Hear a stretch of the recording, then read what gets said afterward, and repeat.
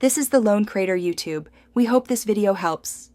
You should start by confirming the prerequisites, which front-end framework and back-end you use, plus the database schema.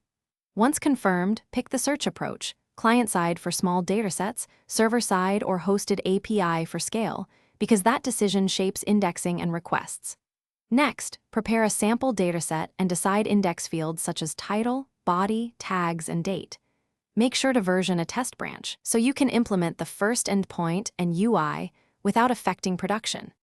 You now implement indexing and the API.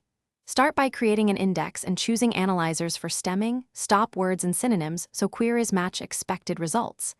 Then build a search endpoint that accepts a query, filters, pagination, and sort parameters, validate inputs, and sanitize to avoid injection.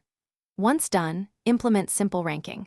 Combine term frequency, recency boost, and field weights so titles score higher than body text. Finally, test queries against the sample dataset to tune analyzers and ranking. You finish by wiring the UI to the API.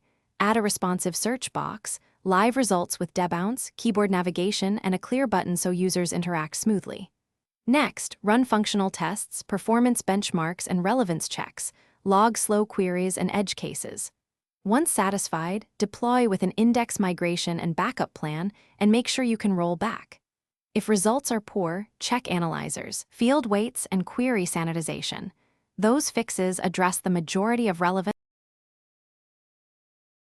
Thanks for watching. Consider subscribing if we helped you.